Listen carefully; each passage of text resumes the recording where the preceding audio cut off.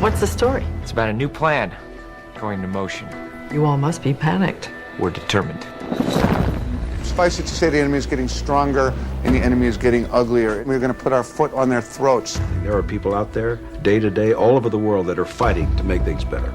I've always been interested in politics as a subject because I'm basically just interested in America. I'm not so much interested in making films about other countries. That's up to other people in other countries. But for me, the fundamental theme for me is, what about my country? What are the themes within my own country that are ongoing?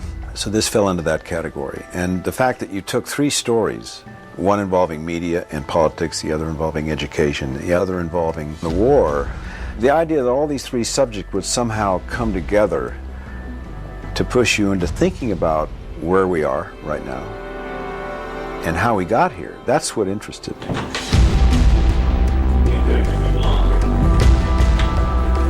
Background looking, guys.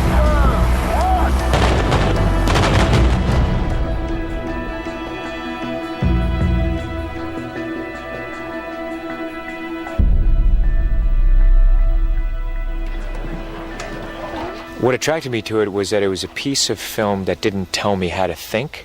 It invited me to participate. It didn't only entertain me, but when I put it down, I wanted to have a discussion. Don't you think it might be critical to examine how we got to this point? How and why is not the issue now. We have to move forward. We're fighting a brand of evil. It was a really smart script. So I was very impressed by the writer. He was a young writer. He was sort of a new voice on the horizon. That always excites me, because that's what Sundance is all about. But the fundamentals were there. It was just a very smart, fun script. What Bob brought to the script was a sense of timelessness and a bit of raising the stakes, because he wanted this movie to be about the essence of character and how we have allowed ourselves as a nation to become apathetic, first and foremost, and how things have not changed. We're repeating history. It's the Vietnam era thinking, and they just repackaged. They're going to send out small platoons, these kids, as bait. I was watching a football game, and as I was flipping through the channels, I passed a story on CNN, just a real quick blurb about a Humvee that had flipped. All 5 soldiers inside died. And I remember thinking, God, that's awful. And I just kept clicking right past it. It didn't really affect me per se. I found the game, watched it, but it hit me that night that there I was doing everything I so loathe in other people, not paying attention to the world around me, not paying attention to countrymen that just gave their life, and trying to find the next little bit of entertainment to, kind of go numb in front of. And that was kind of the first instance of, maybe I should sit down and just start writing and write about that in particular. This idea that here we are in arguably one of the roughest times to be an American, where our standing in the world is at stake, is kind of teetering, and there seems to be a distinct lack of involvement on the kind of citizenry level. What is clearly happening is that the enemy is bent on establishing themselves as a legitimate fighting force for the people again. Movies like this are, a direct response to the time that we're living in now. And it's artists like Robert Redford, Matt Carnahan, who feel the urge, the instinct to write something that speaks to the time that we're living in today. Engagement is the foreign relations concept that we would like to apply here at home.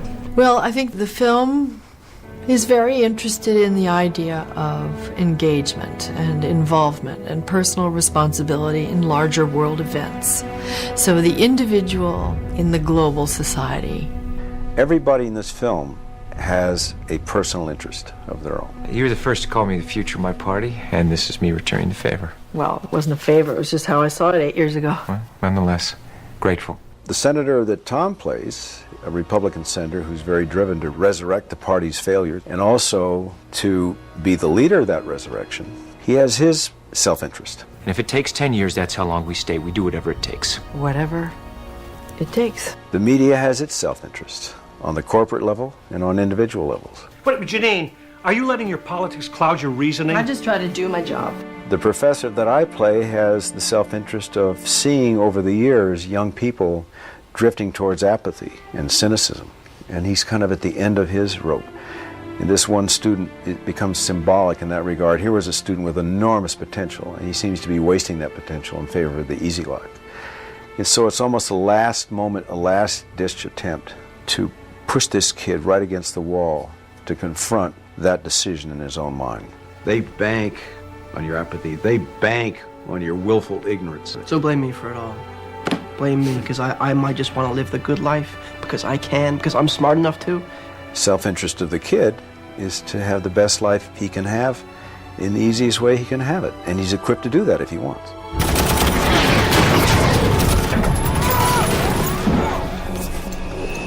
The film is about taking risks. It's about sacrifice. And do you have what it takes? Do you have the guts? Do you have the bravery? Do you have the courage to complete your vision? To say what you say and mean what you say? This is what Lambs for Lambs is about. It's about fighting, but fighting intelligently. Doc, you're the one who tells us not to live over a safety net. Didn't think that was going to translate to you guys heading out to a war. There was a beautiful balance in the story with all those perspectives and how you kind of need one perspective to offer another one. And it comes into play at the precise time. I think Crash did this beautifully, and I think this movie's doing it as well.